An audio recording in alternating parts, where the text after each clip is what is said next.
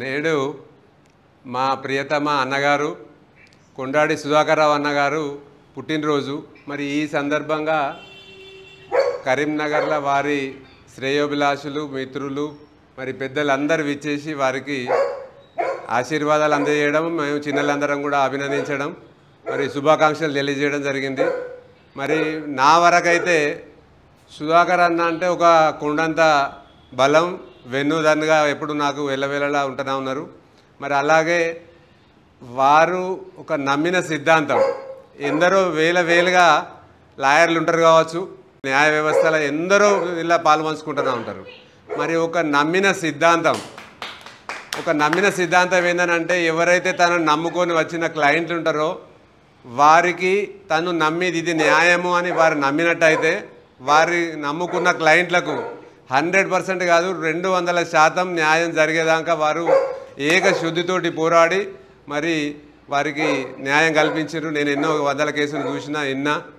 మరి ఇటువంటి వ్యక్తికి మేము ఈరోజు శుభాకాంక్షలు తెలియజేసే అవకాశం వచ్చింది. మరి ఇది నాకు చాలా గర్వకారణంగా భావిస్తూనే ఉన్నా. మరి అలాగే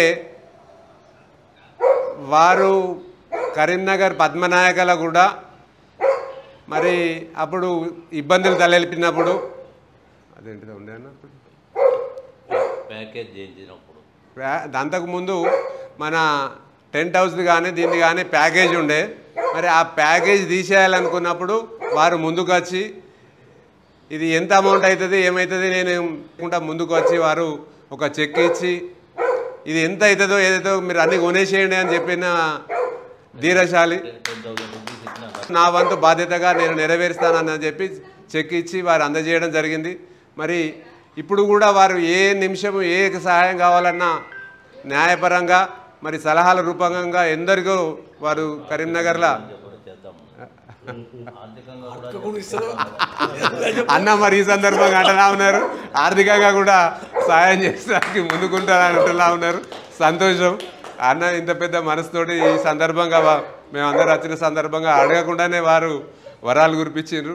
ఈ సందర్భంగా అన్నకు ధన్యవాదాలు తెలియజేస్తూ, అన్న మీరు దేవదేవులందరి ఆశీర్వాదాలతోటి మరి మీ క్లయింట్ల సంక్షేమం దృష్టిలో చూసుకున్నా కానీ మీరు మరెన్నో కాలం మంచిగా ఆరోగ్యంగా వండుకుంటూ మరి కరీంనగర్ ప్రజలకు సేవ చేయాలని భావిస్తూ హృదయపూర్వక శుభాకాంక్షలు తెలియజేస్తున్నా అన్నగారు. Good luck. Thank you.